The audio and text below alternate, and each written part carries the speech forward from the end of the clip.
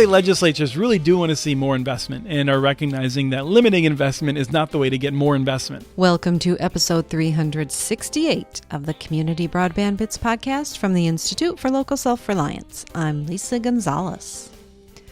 There's a lot of local internet infrastructure investment going on these days, but in some states, local communities have to overcome state laws that make investment more difficult, and in some cases may even ban that investment. If your community is looking into a municipal network solution to improve local connectivity, you may have seen conflicting reports about whether or not your state maintains barriers to local community networks. If you've been researching recently and noticed that several states have made changes, you may be more confused than ever. In this episode of the podcast, Christopher and our communication specialist Jess Delfiaco address that confusion. They talk about how different sources report on what is a barrier and what we define as barriers. We've made some changes to our list this year. Christopher explains why we've reduced the number of states that we consider maintaining preemptive laws to local telecommunications authority. If you want to learn more details about the remaining 19 states with preemptions in place, we recommend checking out Ballard.com's resource library. Their document titled State Restrictions on Community Broadband Services or Other Public Communications Initiatives offers a state-by-state explanation of each preemptive barrier. We'll also provide a link on the podcast page. Now here's Christopher and Jess on state preemption. Welcome to another episode of the... Hold on, Chris. What? I think we could improve this intro a little bit. Not possible. Welcome to the Community Broadband Bits podcast. This is your host, Jess Delfiaco at the Institute for Local Self-Reliance in I don't think Minneapolis. Travis is going to like that. Well, too bad we don't have an audience of one here for the podcast. We have an audience of one person who's ever commented on the intro. Maybe Travis, we we can love double you. that one day. So I'm here to talk to Chris about state restrictions on community broadband efforts. That's right, because there's a little bit of confusion out there, and we thought it was a good time to set the record straight and also maybe talk a little bit more in depth about the things that we talk about every day in the office, but probably y'all don't think about as much, or you may be wondering why we have made certain decisions and thought this was a good time to do it. And our friend, Jim Baller, the attorney who was there for the very first municipal broadband network, recently revised his list of the barriers to municipal broadband. And so we tried to time this to come out and build on that. Yeah, so the number that we're working with here is 19 states with these restrictions. That is our count. Mm-hmm. And how does this differ from the Broadband Now list? Chris, could we get into that a little bit? Sure. So Broadband Now, broadbandnow.com is a very good organization that I like, and we regularly cite them. They've done a really good job of compiling information, often from flawed places. So if you find errors, it's not their fault. It's the fact that they are combining lots of different data sets that have errors in them. They've recently done a report about municipal broadband preemption, and I very much support their efforts, but they come up with something which I think has been confusing people, which is 26 states that I might say get in the way of municipal broadband. And so that number 26 has been popping around in a couple of places. And again, this was kind of a motivation for us to do this, is that we thought it was worth revisiting our list, talking about what we're measuring, and saying that we don't think that 26 number is the one that we should use, because I think it's a little bit less accurate for what most of us mean when we're talking about these kinds of barriers. So what exactly do we mean? What's our definition? Oh, the hard question is starting so early. So I think our question is where states are uniquely putting limits on local governments that want to improve internet access. It's where the state is using its power to limit what cities can do legally, what their authority is. I don't want to go too far down this, I think, fascinating history of cities and where they get their powers from and this and that. But cities are considered subdivisions of states, and broadly, there are two categories of states: a Dillon's rule state or a home rule state.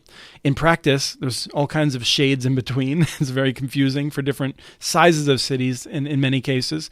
But The question is whether a city can just do what it wants or whether it has to seek authorization from the state. And so this is already an area in which it's complicated because if you're in a Dillon rules state, then if you want to do anything like municipal broadband, you may have to get permission from the state. Now, even if you're a home rule city, which would mean you have broader powers, if the state says you can't do something, then you can't do that thing. And so, again, we're looking in our list of 19 at states that have emphatically said cities cannot do this. And so, there may be states in which a city functionally can't do the same thing. We haven't done that level of analysis to know if a given state has that sort of a situation. And in some ways, I think it's a little bit beside the point because this gets into a whole big discussion about just what are the rights of cities, which I generally think should be more significant. I think in a federalist society such as ours, we should have much broader powers at the local level. So what are some of the states that we took off of our list to get it down to that 19? There's 2 that we've taken off our list. Well, in fact, 1 came off our list, but really 2 came off of Jim's list. This is so much more complicated than I thought it was going to be, and I knew it would be a little bit complicated. We never shaded in California on our official map because California had this provision that rural areas where they had what was called the community service district, they had very strict rules that basically prohibited community service districts from building municipal broadband. It was just not feasible under those rules. But almost every city in California could do it. And so we didn't want to confuse people by suggesting there was a barrier in California to the vast majority of the people. Now, under AB 1999 last year, we saw that one barrier in California was removed. And so we would say there are no barriers in California now. So that was one that came off of Jim's list. It came off of our list, but our map had never been shaded red, so people might not have noticed that before. Now, we had shaded Colorado red previously because Colorado has some strict rules that cities can reclaim local authority from. In terms of cities can basically regain their local authority by passing a referendum. And we've long thought that was not only discouraging and counterproductive, but a legitimate barrier in the sense that it was distracting cities from being able to build a network. But there's been more than 100 of these referendums. The cities have won every one of those in recent years. I only know of one in which the city did not win, and then it went back 2 years later. This is Longmont, and they did pass it. And so even though I still think this is a barrier, it is unnecessary, it is counterproductive, it doesn't feel right to suggest that Colorado has some kind of significant barrier that cities and counties should worry too much about. The legislature should clean it up. They probably won't. The cable and telcos will fight hard to keep it or to get some sort of concession. If we did get rid of it, that might make things worse. And so Jim Ballard and I, in talking, we both agreed that Colorado should not be considered to have a barrier in practice in that sense because it's really not had a strong effect in preventing cities from moving forward. Yeah, and then there's a few other states where the Broadband Now list lists them as having these restrictions, but they're not restrictions that we think are actually limiting the authority to build broadband networks. That's right. And so many of these come down to things that I would say that states do or have done that I think are unwise and are bad in terms of encouraging investment in broadband and counterproductive. But, for instance, and I don't think these actually all come up, but when Michigan, Tennessee, and states like Virginia create a pot of broadband subsidy money, but make it ineligible to municipal networks, I think that's bad. I think that's counterproductive. But I don't think that is a state really limiting local authority. I think it's foolish, and but I don't want cities to think, oh, I can't do this, because I see my state has a red mark on it, when in fact they can do things. It's just that they don't have access to all of the benefits that the private sector does. And that's a fact of life in municipal broadband networks, is that fundamentally you are often at a disadvantage relative to rivals in the market. Sure. Massachusetts and Wyoming are two of those states that restrict state funding to municipal networks, I believe. Right. And Massachusetts is actually a little bit more complicated in that you're actually correct in that that's how they were categorized by Broadband Now. At the same time, Massachusetts has given a lot of money to communities, particularly in the western part of the state, to build municipal networks. And so I think it's incorrect to suggest that Massachusetts is on balance discouraging municipal networks. I'm sure that they could make it easier. I'm sure that they could make it more attractive. But I don't think that Massachusetts should be considered as having a barrier against municipal networks. Wyoming, similarly, we did a podcast with the mayor of Cheyenne, I believe it was last year. She was terrific talking about what happened with legislation that would have been really good for encouraging cities to get more involved in encouraging competition and investment. But CenturyLink kind of took that process over using its lobbying power. And I would say some decisions made by elected officials that I wouldn't have agreed with in Wyoming in order to have them shape the program. Now, that said, that program, even though is not nearly as friendly to municipalities, does appear to be working out in favor of more investment from local entities. I've talked with a couple of ISPs that seem to be pretty happy with the direction that Wyoming program is going. The world's a complicated place. And so even though I wouldn't have encouraged those, I also wanted to say that Wyoming, it seems like it's a program that is resulting in more investment in ways that we would like to see. So another state that has these restrictions that aren't really restrictions is Oregon, which restricts a statewide network, I believe. Right. There was a discussion, I think entirely reasonable within Oregon, if I remember correctly. Boy, sometimes I just think, wow, someone who actually really knows what's going on in Oregon really closely might think, you don't know what you're talking about, Chris. I'm sure it's not the first time someone's had that thought. But in Oregon, if I remember correctly, there were maybe the governor, maybe others in the state legislature recognized that the state spends a lot of money on broadband-related services, and that if the state was to build its own network and make it open, they could encourage more middle-mile access to be able to make it easier to get across the state. So if you're in a rural area, lower your operating costs, but also lower the capital costs of connecting to the wider internet. Some of the rural and independent providers that are providing those services today were really upset at that and pushed against it. And that may have resulted in legislation that the state decided not to do it, or maybe to bind the hands in the future of doing it. But I don't think that's a restriction of localities from being able to move forward. And I certainly don't see the communities, if you look at the municipal broadband movement in Portland, in Multnomah County more broadly, people that are working toward this in the areas surrounding the Portland metro, they don't seem to think that there's a restriction in the state from these kinds of networks.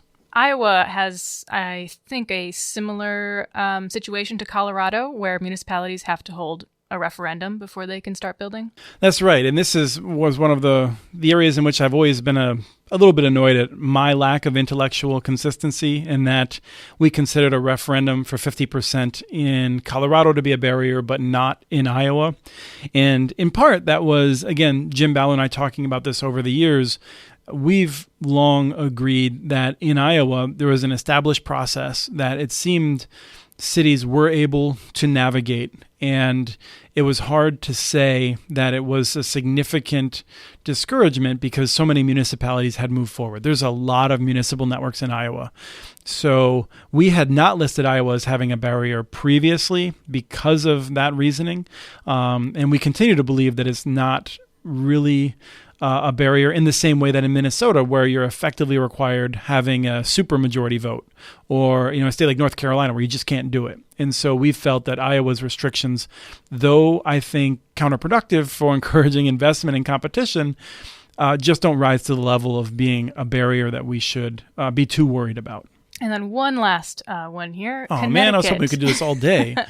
Connecticut, where local governments can't access space on utility poles for free, correct? Right. So Connecticut had this thing, and this is a really wonderful, deep story that I don't remember if we've captured on this podcast or not before. I think we may have. But Senator Beth Bayh in Connecticut, state senator, had changed the Connecticut law because previously Connecticut municipalities had what's called the free gain, which was that they could have a position on the telephone utility pole in which they could attach their own wires for public safety purposes. And they did not have to pay for that.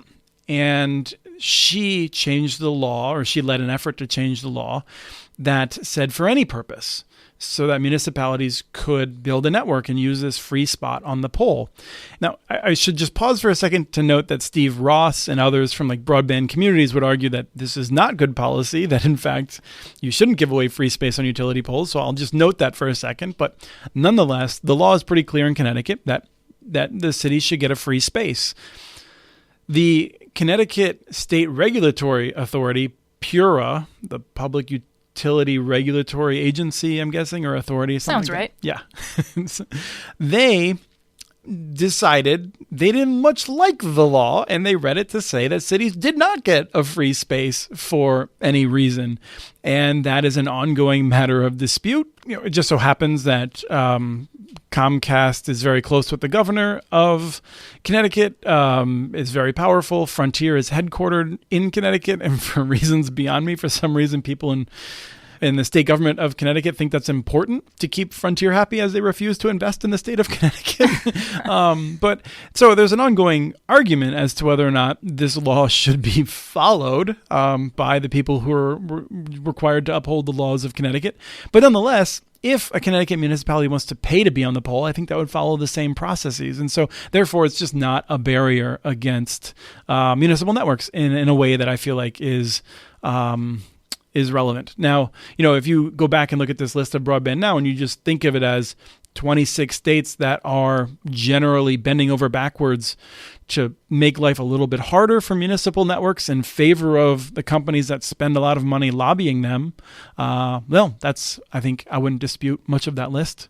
Although I think it's 25 because, again, California was on their list and they have corrected their report to note that law is not in effect, but the number 26 just keeps still popping up. So I guess it should be 25.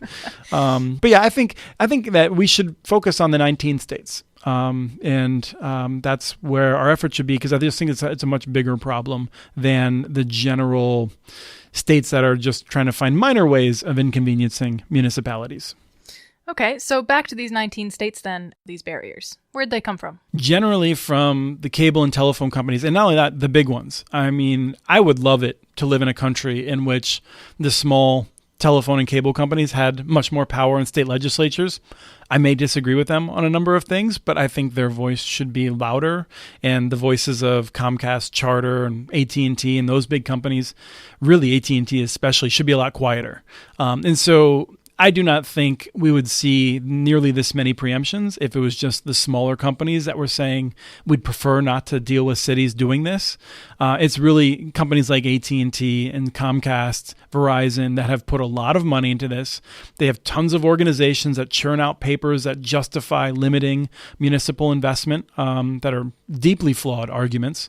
And they have the power to just say these things and they'll get caught lying. And then, what are you going to do if you're a state rep? You're going to stop taking meetings with AT&T? I don't think so. So they can say whatever they want and they get away with it. That's where these bills come from. They're not serious arguments that would ever win an actual debate, but they have money and power on their side.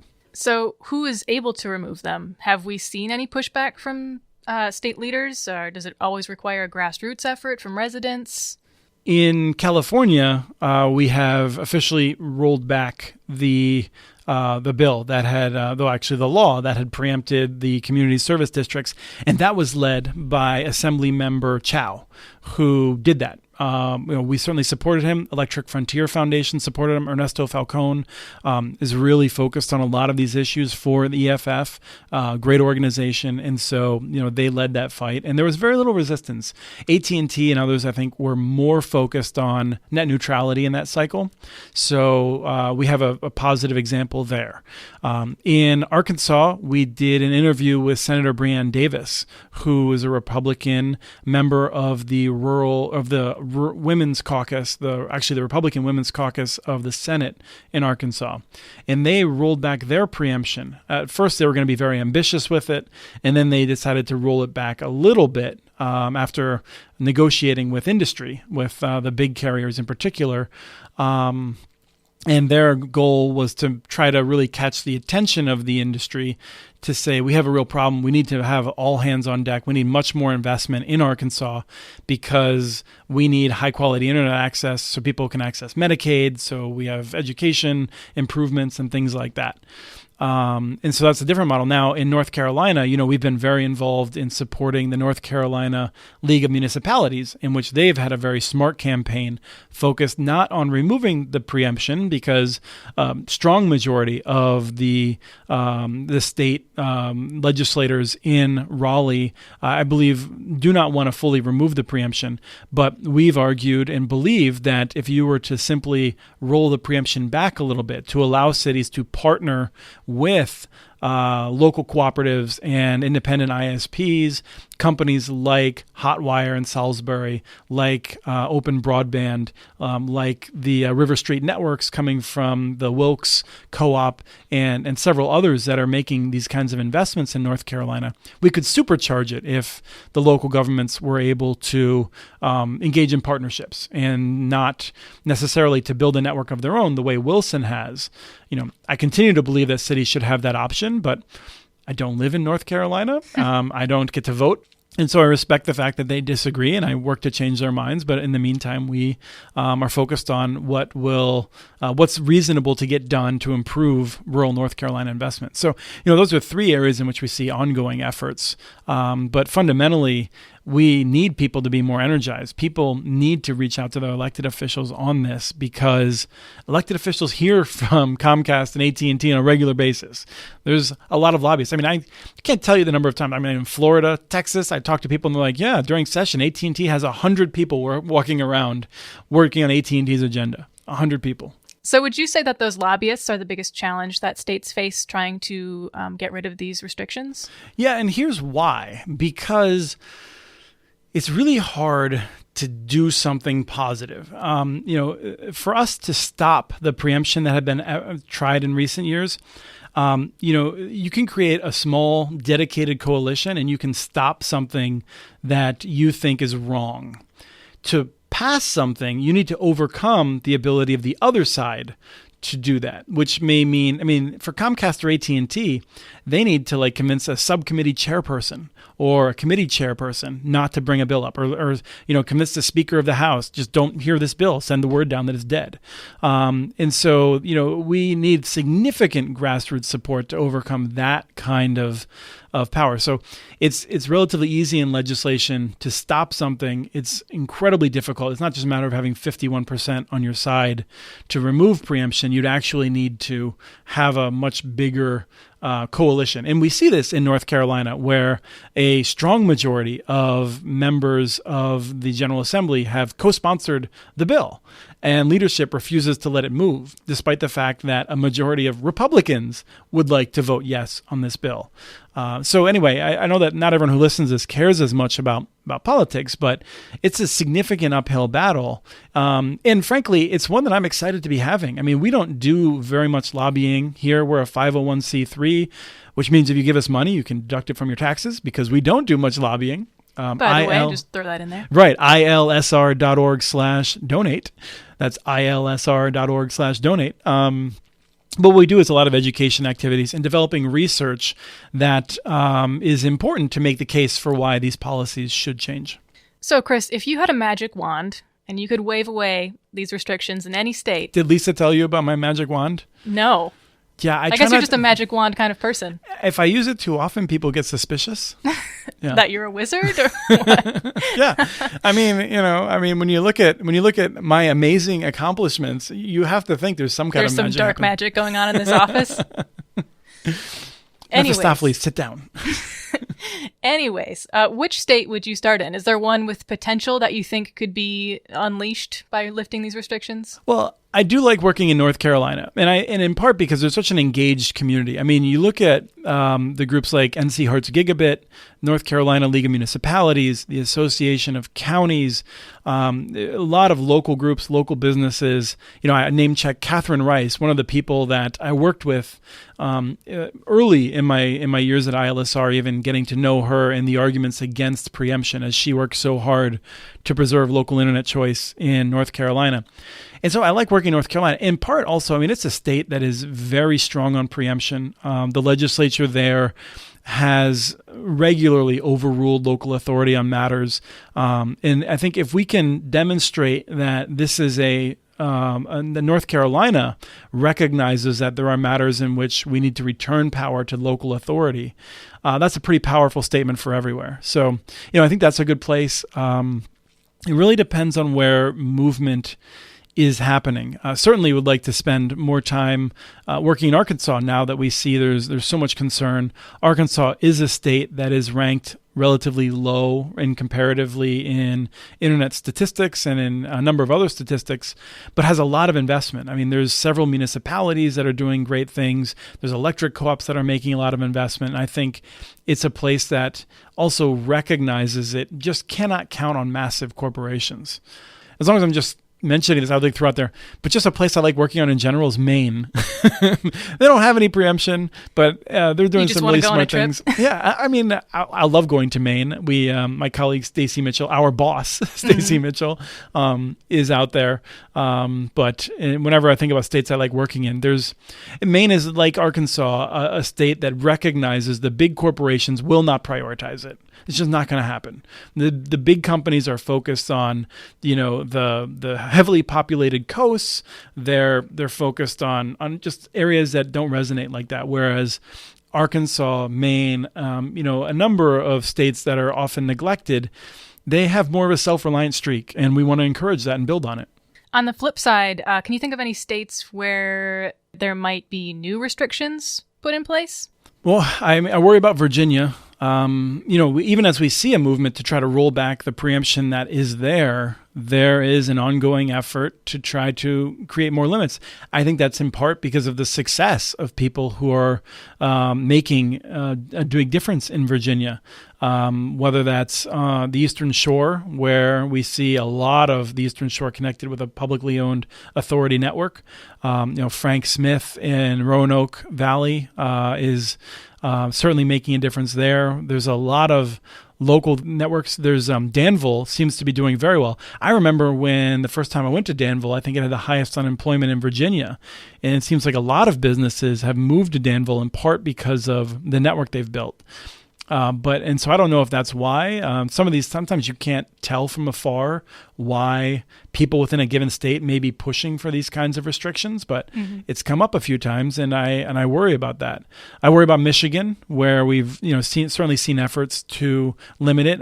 There's several communities in Michigan that are looking at municipal broadband, and some of the groups that are very much in favor of the big incumbents that take money from them, or simply are opposed to government generally, are working hard to try to stop them from building these kinds of networks. So that's another one that I worry about. But in general, I don't really fear that a legislature is really going to enact these so much as I don't relish the idea of wasting my time fighting them.